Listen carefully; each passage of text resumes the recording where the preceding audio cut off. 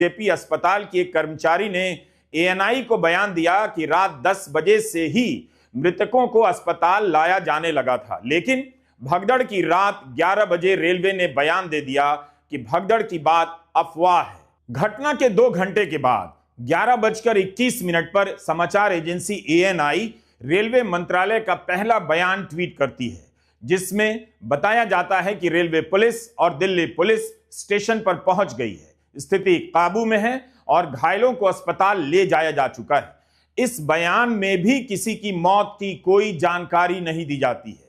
2-2 घंटे तक मरने वालों की जानकारी नहीं दी जाती है। भगदड़ को अफवाह बताया जाता है। यह नई दिल्ली रेलवे स्टेशन का हाल है।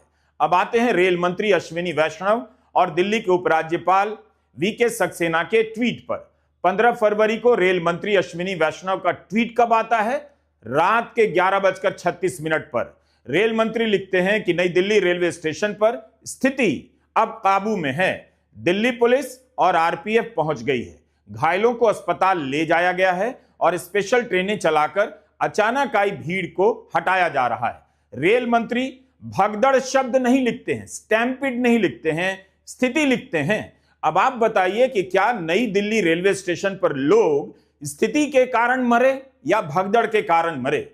क्या रेल मंत्री को भी नहीं पता था कि 9:15 बजे भगदड़ मची है, या वे बताना नहीं चाहते थे? कुछ मिनट के बाद 11:52 पर मंत्री जी फिर से अपडेट देते हैं और बताते हैं कि अचानक आई भीड़ को हटाने के लिए हमने 4 स्पेशल ट्रेनें चलाई, अब भीड़ कम हो गई है। रेल मंत्री के इन बयानों के बाद, इन सब टाइमलाइन को ध्यान से सुनिए, रेल मंत्री के इन बयानों के बाद दिल्ली के उपराज्यपाल विनय सक्सेना 11:55 पर एक ट्वीट कर बैठते हैं और लिख देते हैं कि नई दिल्ली रेलवे स्टेशन पर अव्यवस्था और भगदड़ के कारण एक दुर्भाग्यपूर्ण हादसा हुआ जिसमें लोगों की जानें गईं। मैंने मुख्य सचिव और पुलिस कमिश्नर से बात की है और उनसे स्थिति पर निगरानी रखने के लिए कहा है। जिस समय तक रेल मंत्री ने इसे भगदड़ भी नहीं कहा था, उस समय दिल्ली के उपराज्यपाल लिख देते हैं, मैंने मुख्य सचिव से कहा है कि आप जिला आपदा प्रबंधन प्राधिकरण के प्रबंधों को लागू कर दीजिए। मैं लगातार मामले पर निगरानी रख रहा हूं।